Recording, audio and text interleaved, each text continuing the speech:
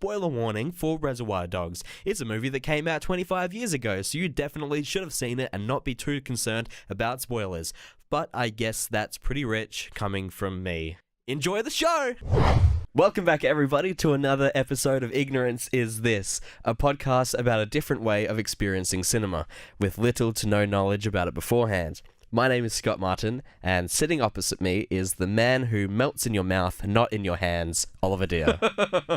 Oh, that's good. I am dangerously warm and hot. Hello, Scottly Waddly. What are we doing today? We're going to talk about some movies. Yeah. We're going to talk about thoughts, we're going to talk about movies, we're going to talk about ratings of movies. Yep. And opinions that we have about them. Yep. What movie did you watch this week? I watched a movie by Quentin Tarantino. Yep. Who made a movie called Reservoir Dogs, released 25 years ago, I think. Yep. That movie is older than me. And you, by and you extension. watched that movie because you've been wanting to watch it for a long time. Reservoir Dogs is one of those movies that I've known has been really good. Yep. And I was like, oh, I gotta watch it because I gotta be able to be a good boy and know my movies when I'm talking about film in my film class. Yeah. And that's always been on the top one of my list. And also, a bit of housekeeping from last week's episode, a bit of an update. Last week I was talking about how I've had that YouTube video in my watch later list about whether the video for Reservoir Dogs, the shots in Reservoir Dogs were stolen or a homage. Yep. And I watched it. Finally, I could watch it, and there were spoilers in it, so I'm glad I didn't watch it. And I checked when that was released. It was released in like the 10th of February 2016. So It was a month or so after Hateful Eight, so that video was being used to capitalize on Hateful Eight. Right. That's how long it's been. It's been over a year, almost two. Was it worth it having to see that video? Yeah, it was a good. Now I can talk about that in my discussion. There was an Asian film that was almost, in terms of the dialogue, is like very similar. Yeah, and there was like one shot as well that was like full on like completely the same thing. Yeah. Actually, there were quite a few. We'll talk about that in Reservoir Dogs though. Okay. In the segment. Do you feel you're slowly becoming initiated into becoming a film nerd? The more classics you're watching? I do, because I'm really jonesing for more Tarantino now. Technically, the only classics I've given you have been Reservoir Dogs and Princess Bride. Yeah. The other movies I've just given you to watch were more recent. Yeah, things that I literally knew nothing about, like Hush. I've been trying to give you stuff you didn't know nothing about, but yeah. Anyway, had a little thought this week. Nay, not a thought. Oh no. A rant. Ollie, I wasn't prepared for this. What can you sense that I might be angry about? What makes you angry? What spins your head around the wrong way?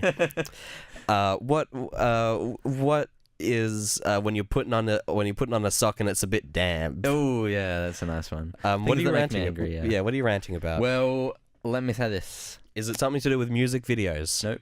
Is it something to do with Reservoir Dog? Nope. Is it something to do with me? Have I done something? No. Maybe. No, you haven't. Okay. Let me say this. There are a couple of movies that I would watch, ironically. Yeah. Like, I'd like to watch The Room with Tommy Wiseau. Yeah, That absolutely. Infamous, what do they call it? Like, the Citizen Kane of bad movies. I mean, that sounds great. Yeah, I would definitely get involved. Yeah, there were things like that I would watch. Anything you'd watch just ironically, like maybe B-movie, now that it's getting all this. Oh, yeah. I mean, I remember when I saw B-movie for the first time, I actually turned it off. Yeah. Which is, I never do. If I'm watching something, I have to, like, finish it. Yeah. That's why I don't watch movies, because I know that that's like 2 hours of my time. You know, I could be playing video game or something. Yeah.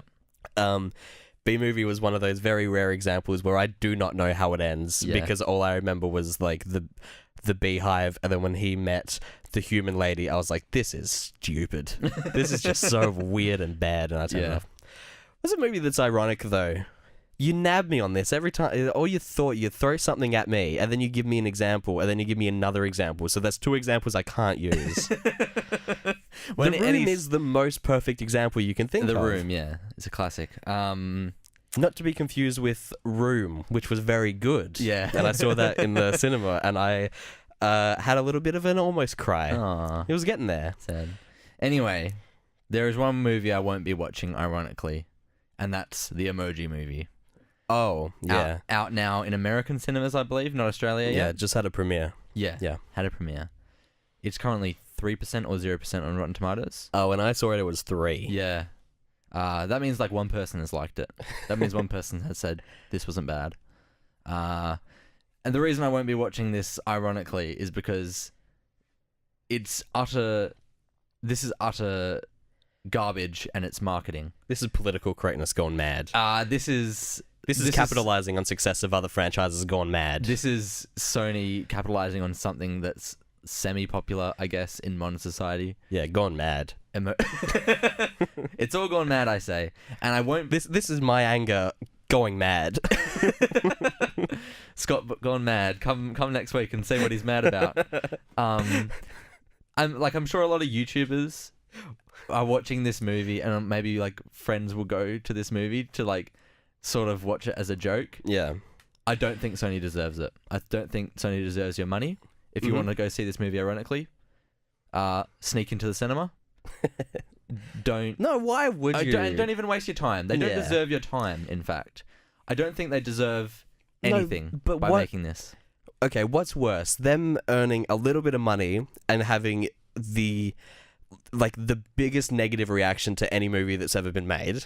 Yeah. And have them learn their lesson that they would never do something like this again. They will do something like this again. Yeah, but what's more likely to have them not do? Like, what's more likely for you can do as a viewer to make sure that this doesn't happen again? Is it to not give them money at all, but not have anything really bad to say other than I expect this to be shit because look at it, or actually going and having like valid points of being like this is shit, this is shit, this is shit, but they earn a little bit of money. I don't think that you should give them money. Because I think they will do this again.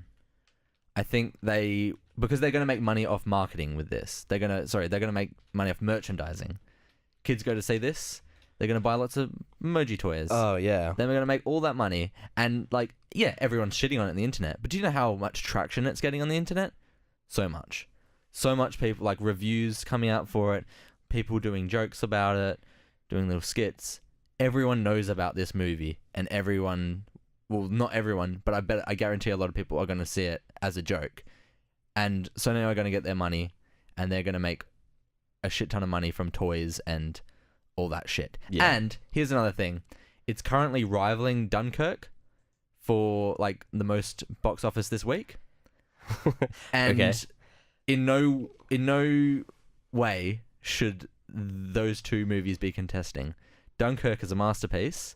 This is a huge call. This movie is a masterclass in how to be trash and how to be a bad person. Yeah. Yeah. I don't know what they can even do with it other than use it to try to like sell phones. Is that what it is? Will they selling apps, selling phones? They're gonna make like the toys of the little emojis and brand it as the Emoji Movie. Buy this toy. Buy the meh guy. Buy the shit. Yeah, buy the shit. Buy the ice cream. Buy the ice cream. Buy the devil. And like, but how about you buy the eggplant? And buy the peach. Am I right? And another thing they've added in the movie, because I was reading up about the content. I was reading about like the stupid plot in this movie. What content? Well, I was reading just like what is the plot of this movie? What is going on? Mm-hmm. A scene they go into the YouTube app. No, now could you guess what like video they play? Like when they what may be like current relevant video? Would it be like the Emoji Movie trailer? No. Okay. It's like a meme, a viral video meme. I don't know, what is it? I've never even seen it. It's the pineapple pen. Oh, pineapple apple pen. Yeah. So I think I think 2 years ago. You know, I'll tell you what. I've also never seen that. Yeah. That's huge in Japan. Did you know? Unironically, that's the thing. It's huge in Japan. They're reaching it. They used it solely for the purpose of having an international market. Oh wow! Solely, exactly. No one even knows about that anymore. The point is, I don't think we should have gone to see the Emoji Movie, like to even have it on here as a joke. or like and just talk trash about it, because a lot of people are going to talk trash about it. Yeah. It's not going to be a unique content at all, and we'd have to fork out money for them to give to that thing. And I'll apologize in hindsight or retroactively. Is that the word? Yeah. I mean, it depends on the context of what your next sentence is. I apologize for taking you to see Pirates of the Caribbean. Oh, do you really? Yep. Thanks, man. Here's the thing. I love the first three movies. Yep. I thought it was a fun franchise. Would you call it a franchise? A franchise. Great. It was a franchise. Okay. And they've money-trized it. Is what they've done. That's good. Like That's good stuff. Things like Transformers, Pirates of the Caribbean, they only churn out movies for money because they make so much. Either internet, like China, loves those movies. They make so much money from them, and I would say they don't deserve the money either. But I guess like if you like that sort of thing, it's fine. I mean, I didn't think I wasted my time watching it. I'm glad I saw it. This is real good because because it was mere maybe 7 or 8 weeks ago. You and I were having a big fight regarding giving Hollywood the money for Pirates of the Caribbean, but for very different reasons. Yep. I said do not support a wife beater. Yeah. And you were saying no, the money should it's not going to him. And now this is I'm saying this is very good character development. Shouldn't go to Disney at all. Or whoever exactly, made that that's movie. what we were saying. No giving it to Disney because they need to learn their lesson. Yeah. Hey. Oh. Me. I watched a movie this week. You watched Reservoir Dogs after weeks and weeks of you whinging and whinging. Yep. Saying, oh, can I watch Reservoir Dog? And I say no. Not until you finish Princess Bride. Yeah, not until you finish your Princess Brides, your Dusk Till Dawns, your Hushes, your horror movies, your Boondock Saints. And then you can get your dessert. Your Sweeney Todds. And now finally, you're eating your dessert and you're enjoying that banana split. Am I, though? Yeah. Are you? Ooh. Here's the thing. I had a feeling. I get a feeling never have before. Oh no, I get a good feeling, yeah. I hate when you do that. I don't know what to say. I'm like about to talk and then you do some song shit and then I'm like, One day this will be a music podcast and you can hit me with quotes from a movie and I wouldn't know what to say. In the middle of everything. Yeah. You had a feeling. You were about to walk in to watch the movie in your room and you said, great, I'm about to go watch the best movie ever. Yep. It's going to change my life. And I was sort of thinking in my head, it's a good movie. But you have hyped it up so much. Yeah, I had. You had, Mm-hmm. You really had talked a lot about how you were. Everyone was saying it was the best film ever. Yep. And I don't know. I wouldn't put it above Pulp Fiction or anything though. I don't know. Well, I can't I know do you can't that. speak. So Yeah. Well, yeah, I liked it a lot. Yeah. I did. You hyped it too much for yourself though, didn't you? I don't know if I don't know what it would have been like if I went in completely blind. Yeah. In no way was I at any point disappointed. It was just constantly like, oh, hell yeah. Yeah, right. There's cool things happening. And then now it's, oh, this is fun, or this is interesting, this is a funny joke here. Yeah. Right, but it didn't shock you. No, it didn't shock me. Yeah. Yeah, no, there was a couple of times when I was like my eyes were like wide open. I was like, oh, hell yeah.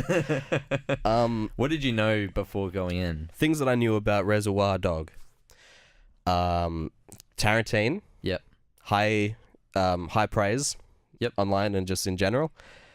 The shot with the trunk. Yep. And I didn't realize that I knew it until I saw it. I didn't know like what movie it was from, but the scene where Mr. White and Mr. Pink are both pointing their guns at each other and Mr. Pink's on the ground. Yep. I've seen that screenshot more times than I've blinked in my life. Yeah, so and besides that was pretty much it. I didn't know I didn't know who the people, I didn't know the character names until it happened. I was like, oh, that's where Mr. Pink's from. Oh, that's why this is whatever. But like it wasn't like in the forefront of my mind going in. So was it worth the waiting and the hyping I set for myself and stuff? Yeah. I think that there is no way I would ever consider this to be a disappointment, though. Okay. Yeah. Is it one of my favorite movies? Yeah, maybe. It still was that good. Yeah. 25 years on, and it's still so good today. Yeah. Even with like expectations. Yeah. Realistic or not, it was just really fun from top to bottom. The pro points, the really good stuff, like examples would have been the dialogue. Yeah. Classic Tarantino, good dialogue. What do you think of the opening scene? The coffee scene tipping? Yeah, tipping and the Madonna stuff. Madonna stuff. Yeah, the very first bit is Mr. Brown, played by Quentin Tarantino. Yeah. Talking about what the song Like a Virgin is actually about. Oh. This is before the tipping scene. Oh, okay. It's and I'm gonna get explicit here, guys. Warning. He's just saying stuff like, it's like, if you really think about the song, it's that this is a girl who loves dick, right? She's just bouncing from dick to dick, right? And then she meets this one guy who just blows her mind, and then the second that he like puts it in, it hurts her, and then that's when she realizes, oh, it hurts like a virgin. It's like with the first time. Yeah. Thus, like a virgin, touched for the very first time. Yeah. And then I watched a video afterwards. It wasn't a video that was on my watch later list. Okay. But it was like a did you know about Reservoir Dogs. Yeah. And this is apparently something that Quentin had like written for like his like college like dialogue writing class. Oh, okay. And it's something that he legitimately believes, and it was like he's like he said something in some interviews like, one day I promise you, if I ever get the chance to meet Madonna, I promise you she will say that I was right. And then the one time that he did meet Madonna, he got a pre-releases of her album. Yeah. And in it she wrote, "Dear Quentin, it's about love, not dick, Madonna." Oh, that's so funny. And I can so picture Tarantino like definitely having that discussion in his head. And probably why he gave himself the dialogue in the movie, because he's so like, it has to be him that says that. so angry about it. I think he said as well in that video that he wrote the role of Mr. Pink for himself. Oh, okay. Steve Buscemi's character. Yeah, the tipping is also about himself, like Quentin as a person. He apparently doesn't believe in tipping. He just won't do it. Good. So, but then when he cast Steve Buscemi as Mr. Pink instead, Quentin still wanted to be the one to say the Madonna dialogue, so he moved it to his other character. Oh, okay.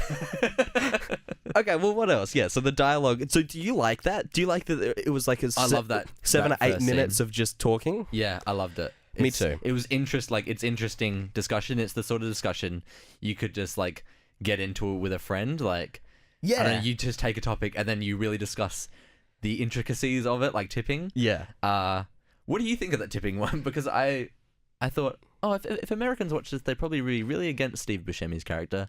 But I'm sort of for it because we don't have tipping here in Australia. He made some good points. And they shouldn't have tipping. They should just increase the minimum wage or whatever. Yeah. No, he made some good points. It's like, she gives you your food, and then Steve Buscemi's like, yeah, you go to McDonald's and someone's giving you their food over there, but you're not tipping them. You're tipping these people over here. What's the difference? Just left or right? Yeah. I don't know. Because I thought it was good. I wonder if... then again, now that you mentioned that that's something Tarantino actually believes, I was wondering, like, was that conversation supposed to make American audiences disconnect with Mr. Pink? Yeah, maybe. Is that what it's supposed to do? Because that's not what it did for me. That is what it did for me. Okay. Because even though I'm not American, we don't have tipping here. I just imagine if I was earning, because I worked as a waiter for a few years. Yeah. If I was earning a third of what I was earning that time, and then the rest was dependent on tips, and there's this one guy that's like, no, I just raise the minimum wage. Just like, okay, but you should be giving us money if you think that the minimum wage should be updated. Anyway, I was still thinking, okay, Pink is this kind of guy. Yeah. It doesn't mean that I was like against him. It was a good development of that character as like, this is his kind of opinions. Yeah. He's a bit anti or not with the public mind on some things. And I think it was either Joe, like the big the big boss character, or it might have been Mr. White. He was the one that paid for the whole table. Yeah. And I really liked just a little bit of extra dialogue of just I'm going to say it's Mr. White because I think it might have been. No, it was Joe. I'm going to say it's Joe. I'm putting my foot down. It is Joe. It was Joe. It's Joe. And he comes back and he says something that was like, hey, who didn't tip? And then I think it might have been Orange. Again, I'm not sure. And he's like, Pink over here didn't tip. It's like, why not? He doesn't believe in it.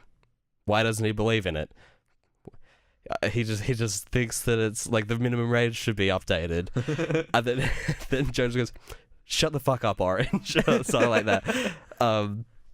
I don't know. I just thought like the scene could have ended there, but then just that little bit of extra where it's like, oh, now we're getting a bit of character about this guy. He's kind of like a narc. I just think the dialogue was by far the strongest part of the whole thing. I also didn't realize that one of the other tropes that he has is reusing actors. Oh yeah, loves it. I knew that Samuel was in a few of them, Samuel L. Jackson, but I didn't. Like, just looking up facts about whatever, so I knew something to talk about, like the example before. I didn't realize that Tim Roth, who plays Orange, is in Hateful Eight, for example. Like, I wouldn't have cared for that. Michael Madsen. Yeah. So I wouldn't have cared for that when I saw Hateful Eight, which I did a couple years ago, but that would have been something special for you guys. Yeah, definitely, because the Hateful Eight had those Tim Roth and Michael Madsen in it, and they hadn't been in one of his for quite a long time. Right. And Tarantino is known for reviving a lot of actors' careers if they die. Oh, cool. So he loves going back and saying, "Oh no, come in my movie." Like he did that with I was gonna say the guy that plays Django because of how terrible he was received in the Spider-Man movie. Fox. But then I realized Spider-Man was after that. Yeah. Long after that. So if anything, he killed his career again. No, who was Grease? John Travolta. John Travolta. He revived Sandy. He revived John Travolta's career in Pulp Fiction. I love Grace. A couple of other actors. Let's talk about Grace. I know that you're not watching trailers, but do you know anything about Grace? What? No. You should Are they remaking it? No. Oh. You should just watch it. Oh. Nah. We'll put that on the back burner because that is a sick movie. Okay. I know you love Grace. But love a musical. Yeah, what else? You do. What else is something that I liked? Let me check my notes.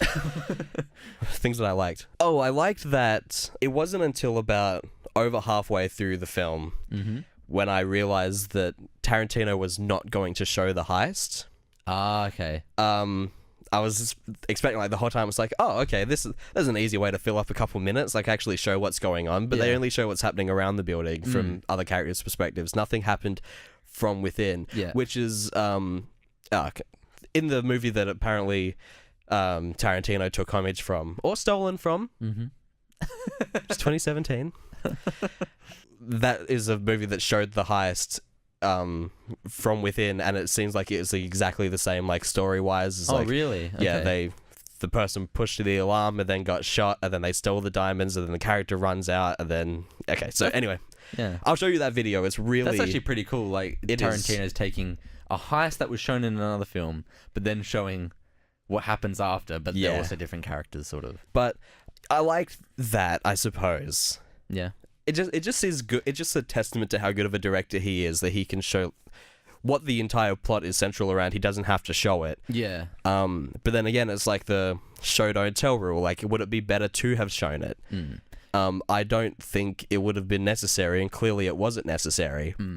But then that goes against stuff that we've like learnt in film class. Yeah. Where this should be something that should be shown. On one hand, people preach that you show don't tell.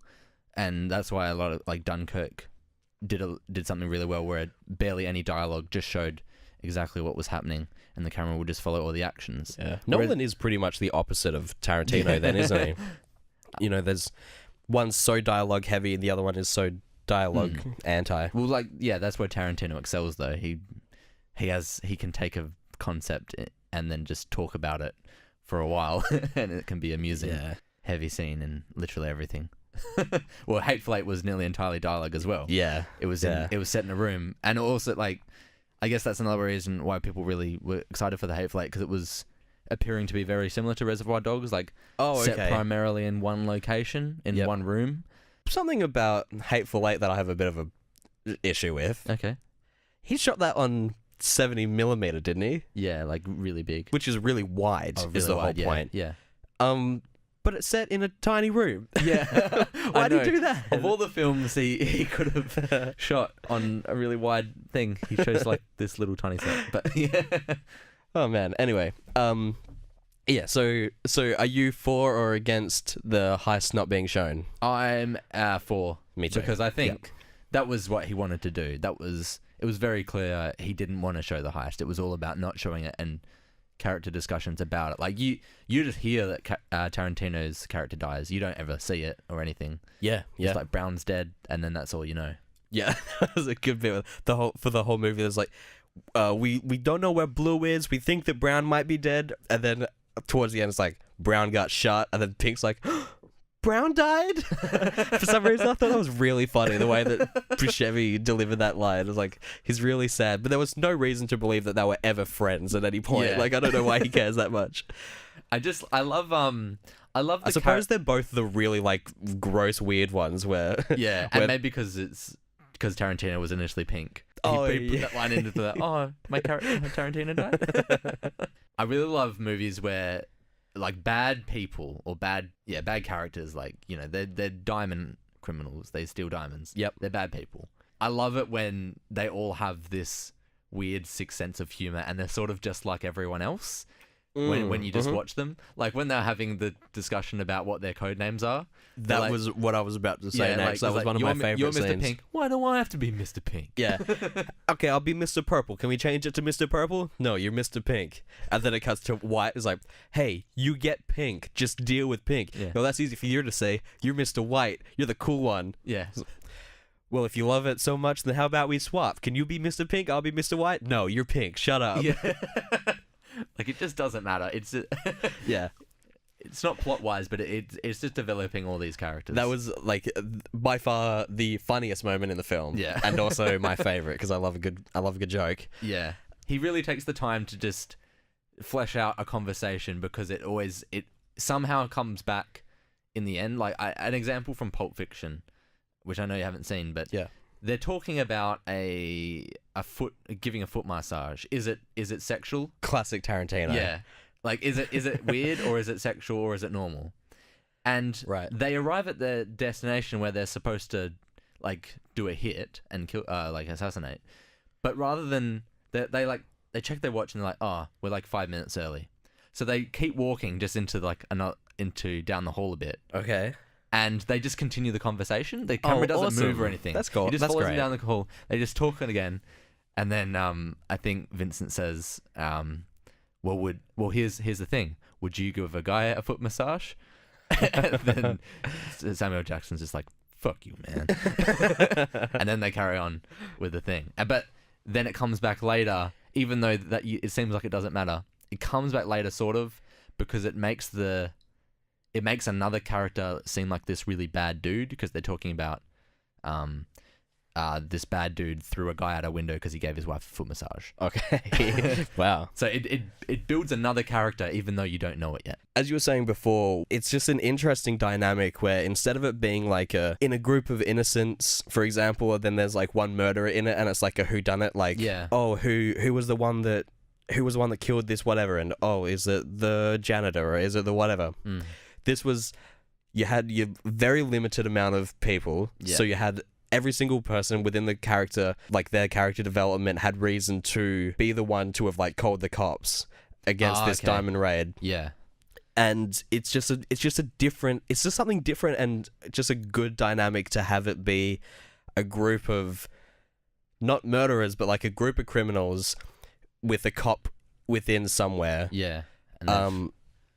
And when you were watching it for the first time, did you have like a person that you were thinking that it was? I honestly can't remember the first time I watched it. That was quite a while ago. I watched it recently, but at that point I did know that Orange was the cop. Yeah. So I don't exactly remember. But who were you thinking it could be?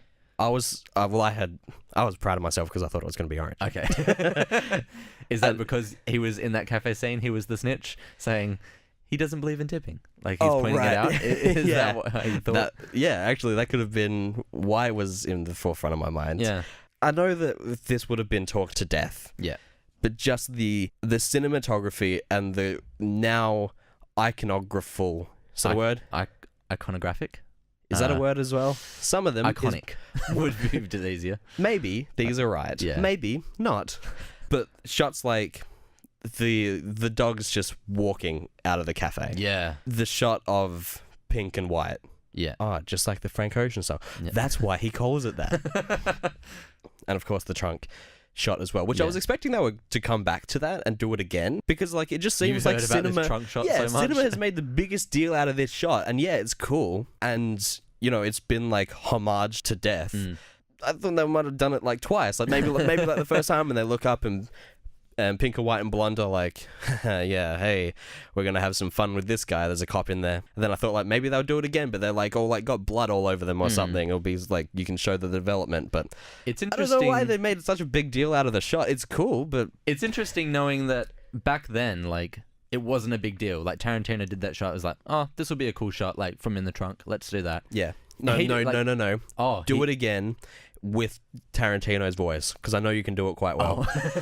Say, okay, we're gonna put the camera in the trunk, all right, and that sounded good. All right, and the camera's gonna point up, and Michael Madsen's gonna come along, all right, and he's gonna like say something about the guy in the trunk, all right. No, it's average. It's okay. Oh, hang on. I just got something else. Yeah? Pink and White, like the Frank Ocean song. Blonde, like the album that it comes from. Oh, my God. Oh, my God. Frank Ocean is a Reservoir Dog. Oh, I feel very proud of myself for that one. But, yeah, it is interesting that at the time, that just wasn't a big deal. And because, like, maybe another filmmaker saw that and thought, that is so cool. And they put it in their thing. And then it's been now done to death. Yeah. In the trunk shot. And it's interesting because I was just watching something similar, or the same thing happens with like actors that aren't big at the time, and over time they do become big, and you just like watch his old films, you're like, whoa, it's weird that those people weren't even known then. Yeah, for sure. Like I was watching Black Hawk Down the other day. There is Black Hawk Down. Won't you come and take away the pain? So Black awkward for me. Son.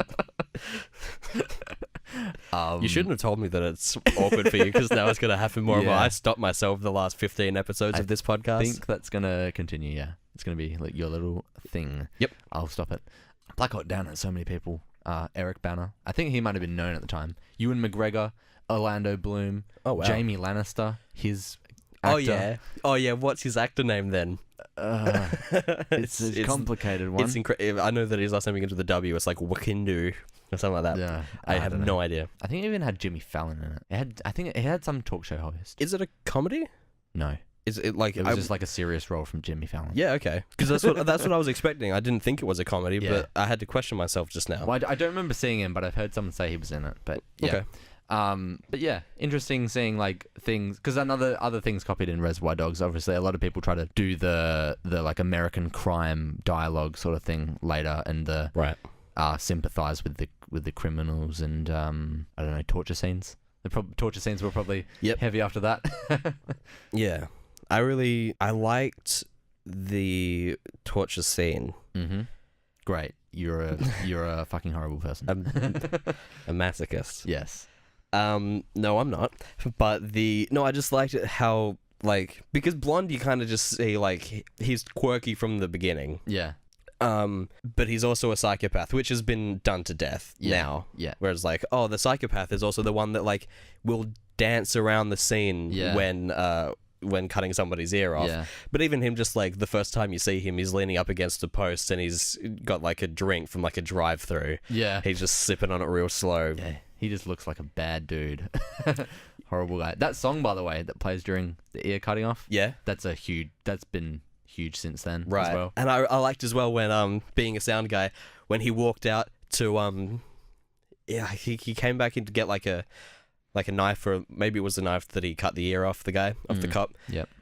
But like as he walked out of the scene, it was one long continuous shot from him from one end of the warehouse all the way to the end of it, into the car, open up the trunk, grab the thing, and come back in, and it's all one shot, and then the audio from the radio cuts off when he walks outside, and when he comes back in, it like slowly like fades back in. Yeah, that's really cool because that's so basic now, but at the time, that I suppose that would have been like a big deal.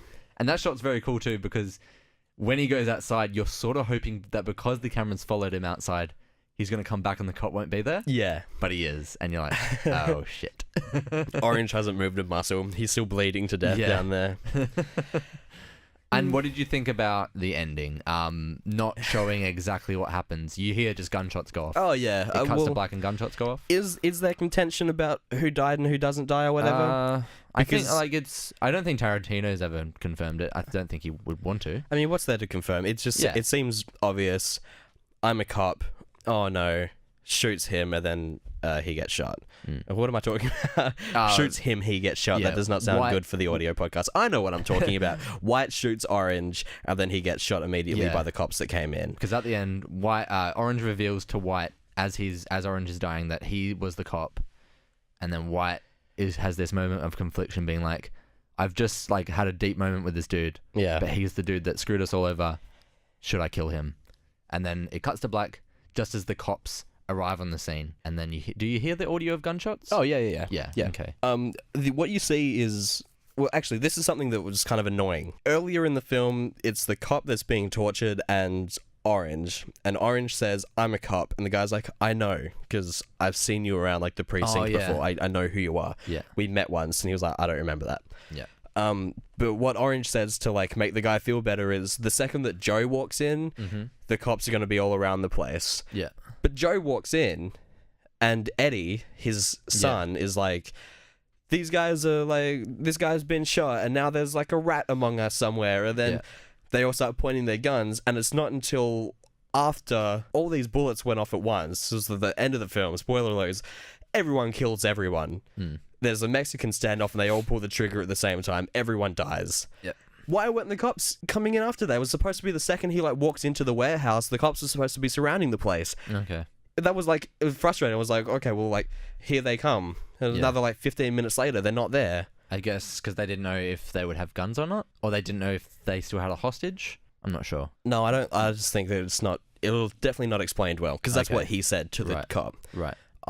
There are police officers coming, and if they didn't come, then it could have just been like, hey, that's just what Orange was trying to say to the cop to make him feel better. His ear just got cut off. He has to say something. Yeah. But the cops do come, so it's anyway. Yeah. That's just one of the very, very, very small inconsistencies with the plot. Yeah. Okay. What are you giving it? Did you like it in the end? Yes, of course I did. And it was great. But you weren't disappointed. What is your verdict then? I'm gonna see. I feel we need to start getting real bad movies in, because I'm getting everything HDs. This is a HD. You've just got to list it in your list of movies you've seen. Oh, we don't rate it as well? Your current top is Sweeney Todd. Oh, this is better than Sweeney Todd. This is better? Yeah. So this is your current favourite then? Yeah. So this, Sweeney Todd, Princess Bride, and then the other ones. Yeah. Was it better than Sweeney Todd? Like, it was a better... You just liked Sweeney Todd a lot. Yeah. But, did you like this more than Sweeney Todd? It doesn't matter if it's better. No, I think from a filmmaking... Yeah. Everything about this, like the first scene, I'm just gonna like call that diner scene like a prologue. Okay. The first scene is Mr. White driving Mr. Orange in the car, and he's got blood everywhere. It's the first thing you see, and he's like giving the acting performance of a lifetime. So like, I'm gonna die. It's like, you're not gonna die. Say it. I'm not gonna die. He's like, I'm really scared. Larry, I think his name was Larry, which is fun. From that, just the opening is like, oh, I'm way in on this. I got to see more of this. Yeah. So I reckon this is a better movie than Sweeney Todd. But did you like it more? Yeah, I did. Like, I was super invested. Like, the thing, just with Sweeney Todd, it was like, hey, I like musicals, and this was a musical. I don't remember any of the songs from it, though, except for the pie one. Fair enough. That's just because it's funny, and I like funny things. All right, so... Yeah, it's number one. Cool. Awesome. I'm glad you've seen it. Me too. Yep. Did you know why it's called Reservoir Dogs? No. I had to look it up. He actually didn't tell anyone why for a long time. He said like, I'm not going to tell people. And I think recently it has been revealed because Tarantino used to work at a video shop. I think this is the official reason. Yeah. Oh, no, a French guy came in and he wanted to see a film, and Tarantino would always recommend people these really odd films, and he recommended something called Au revoir something. Yeah. And then the French dude goes, I don't want to see no Reservoir Dogs. Okay. But yeah. That's a weird thing. Yeah. So that's why it's called that. All right. I like it. Yep. Do you know what some of my favorite things are? Can I just name them? Yeah. Fruit. Yep. Particularly mandarins. Yep. I like pre-cut up food. Oh yeah. So that's why best. mandarins are pretty top on the list there. They're naturally pre-cut up, aren't they? Yeah. Other thing I like, acute triangles. Oh. Yeah. Yep. They're very cute. Man. Yep. They're very three-sided, with the same degrees on each angle. Very acute. And I like fruit being acute. And that's what this segment is. Yeah. Okay. Great. I shut my mouth at the end, thinking, how long is he going to go for this one for? But where's going to be the moment where he drops off? Because he's going strong right now. Yeah, Fruit is Acute is a game where we play, we look up the Rotten Tomatoes scores, well, I do, of particular films. Usually there's like a theme behind it. Yep. And Oliver, our little boy genius over here, Hi. he thinks that he can name the percentage within 5% of those films. So, for example, if I were to say the Emoji Movie's on 3%, if he gets it up within 5, Yeah. plus or negative, then I mean, if you said negative 1, that would still be correct. What a shit movie. Oh. Let's play Fruit is Acute. Okay. Give me some movies. What percentage did Monsters Inc. get? Ooh, Monsters Inc. I'm Yeah. gonna say like 90. Is that your final answer? Yeah. Oh. No go. Oh. Ollie. You even gave me an option to change my mind. Yeah, because do you want to know why I gave you the chance to change your mind? Why is that? Because it's 96. Oh. I I nearly went above, but no. I always nearly do something, but I don't do it. Yeah, I want to stick to my guns. Yeah, you need to stick to your guns. Yep. Your big old guns. You work out at the gym, you got guns. I'm at the gun show right now, aren't I? Yeah. Oh, look at me. Oh, wow. Whoa, how do they get so big? Oh, bang bang. Oh no. Okay, what did 1996, good year, Fargo get? The movie Fargo from 96. No, this TV series with Dr. John Watson. I'm gonna say it's 96%. You would be technically correct almost. It was 94%. Nice. Oh, there's some good movies you're giving me this week. Thanks. Cool. What's the theme? The theme. Ooh. Fargo. Oh, Steve Buscemi is the theme. Yeah, okay, yes. Yes. It is. So we've got some more. What did film I Now Pronounce You Chuck and Larry get? Did Steve Buscemi, was he in Yeah, this? he's in all of these. Yeah. I now pronounce you Chuck and Larry, hey? 32? No, sorry. Oh, no. Okay. 14%. Oh, no. Real bad. It's a But shame. if you go onto iTunes, it's like 4.3 out of 5 or something. Oh, wow. Yeah. People on iTunes really love Adam Sandler and Kevin James. I think so. Yep. And Steve Buscemi. Is that a bigoted movie? Oh, well, I don't have any proof that it is or not, but I'm going to say most likely. Yeah. What did Spy Kids 2, The Island of Lost Dreams get? I was actually watching Spy Kids the other day. They do not hold up. Oh, no. Oh, that sucks. I Uh, used to love those movies. it did really well, I think. I'm going to go 79. Ding, ding, ding, ding. Woo-hoo-hoo-hoo. Very good. Okay. What did... See, I've got 2 here because I'm not sure if you know the first one. So I've got a backup. Do you know the movie G-Force? Yeah, the hamster one. Yeah. I was not too sure if you'd get... I know what it wouldn't was. have a clue what the score would be. I don't think it was received well. Yeah, okay. I would 53. No, sorry. Way better or way worse? Way worse. Oh, no. 22%. Ah, poor G-Force and the hamsters. And because I got it back up here and I did work, I'm not going to let it go to waste. Yeah. What did animated movie Hotel Transylvania get? Ah, I've seen that. Yeah. But is it good? Or is it bad? I don't think it was great. I think it would be like 57. So close, but no cigar. What was it? You were right when you said that it was not great. It's at about 45%. Okay. I didn't think it was super bad. It has Andy Samberg in it. That's right. He's a boy. Steve Buscemi's in bloody lots of Adam Sandler movies. Yeah, he is. They're good friends, I think. Yeah. Nah, I'm sure he's alright. Apparently he's like a notoriously like amazing guy, Adam Sandler. Adam Sandler, yeah. Yeah, like well known in Hollywood as like the nicest guy in Hollywood. Oh, that's good. Yeah. I would have thought not. I would have thought he'd be an asshole. Maybe Alright. that's why people give him so many chances. Yeah, true.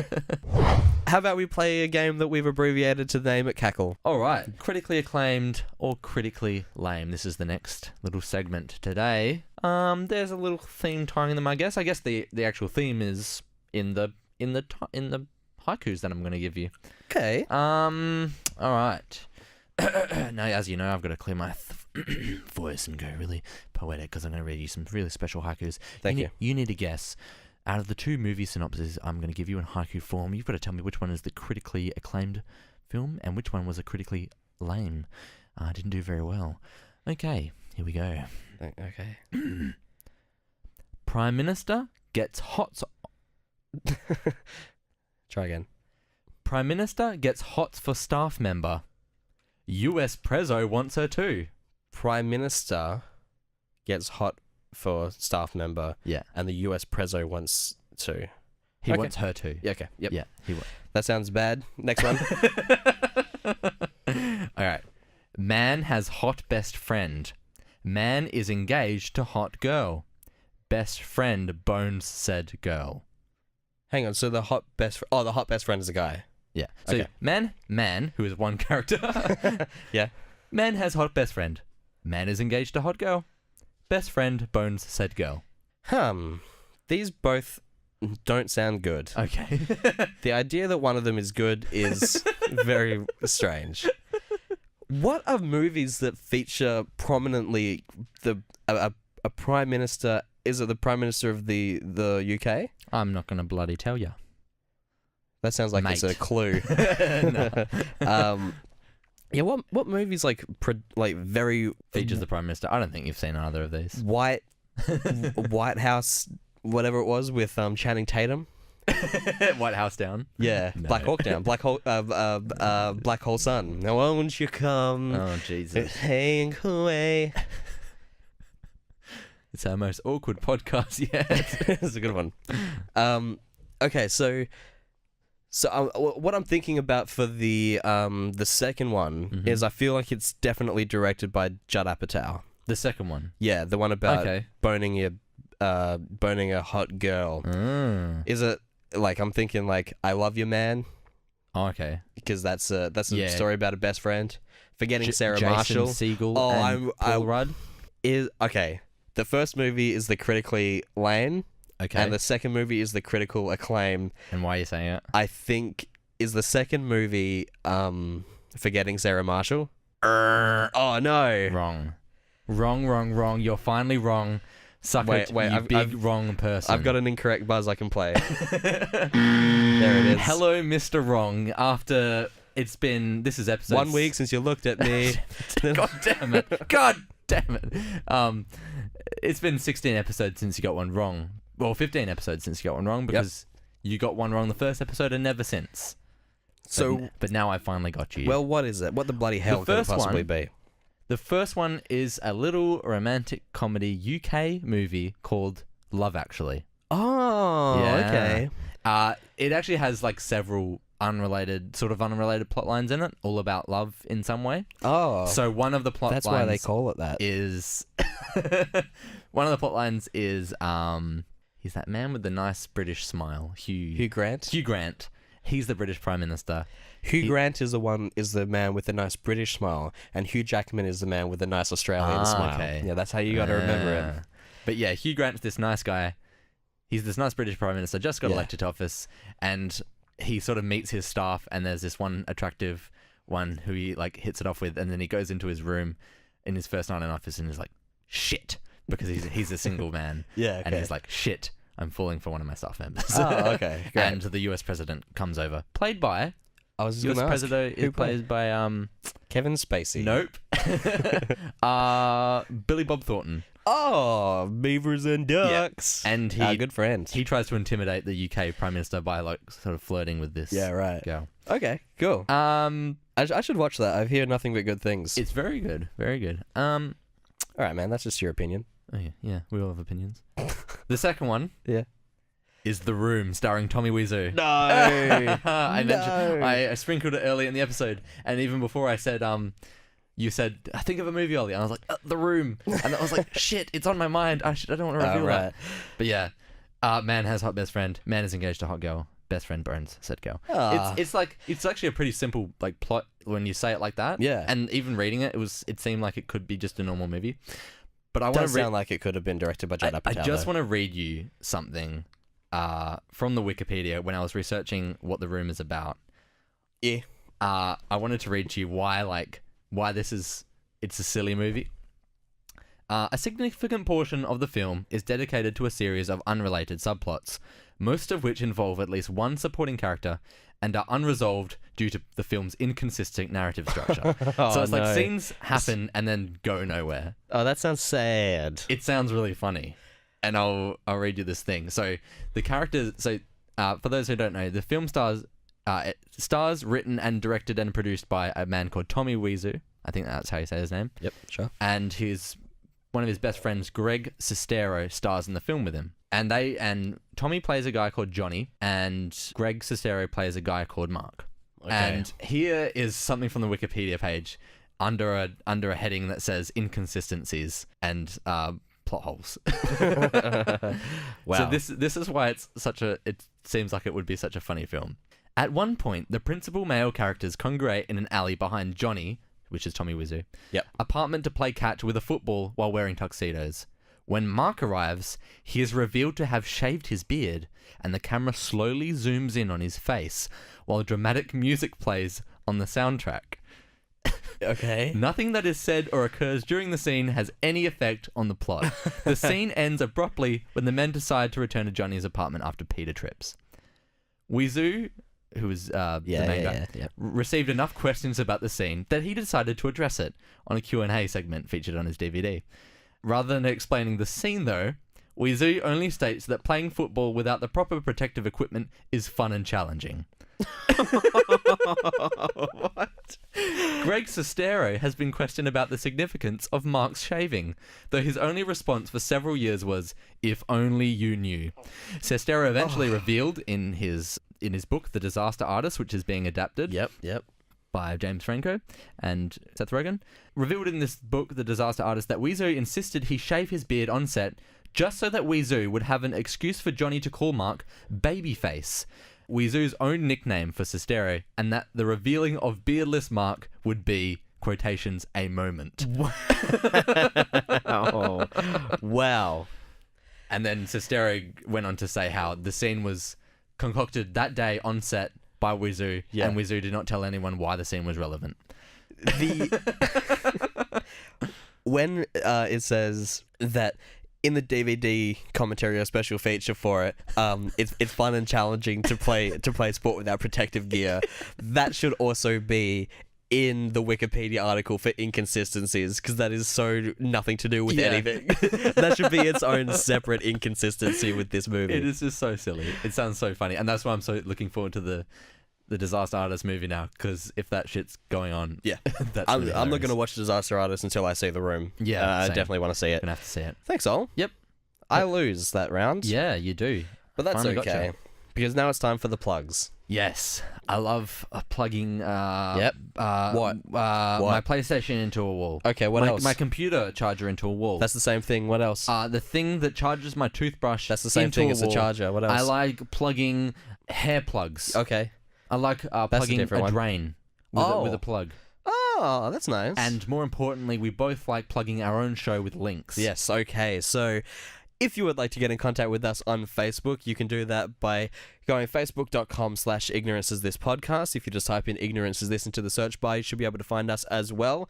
We also have a brand new Twitter with the hope that we can post links so then someone famous will retweet it and we'll get more listeners. And unfortunately, we can't fit ignorance is this podcast because that's too long. So we had to use ignorance is podcast. Oh, really? Yeah, you know that, Ollie, because you were there when I made it. Yeah, there were so many different ones that we wanted, but we couldn't get any of them. They were all been taken. And Ignorance is this by itself is taken by some band, and I've tweeted at them, but they won't answer me. Yeah. And if you'd like to send an email, send us a little letter. Tell us what you like about the show and what you don't like about the show and stuff like that. You can get us on Gmail, which is also ignoranceisthispodcast@gmail.com. We also have a YouTube account now. Finally got a YouTube. You got a YouTube? We're going to be posting this on the YouTube as well and everything from now on onto the YouTube. Unfortunately, there isn't...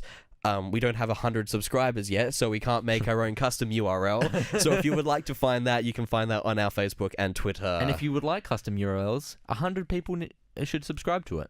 If you should make a lot of fake accounts. Oh, that would be... Don't advocate that. I'm going to advocate it. We should do it. Yeah, and a special shout out to our friend Eden, who gave us some sweet ass art for our YouTube videos, and that's going to be constant throughout the rest of this show's tenure. If we're going to be talking about Pulp Fiction at one point, you'll have like a nice little Pulp Fiction drawing. Yep. There'll be a nice Reservoir Dogs. Wow, look at it right now. You're looking at it right now. Yeah.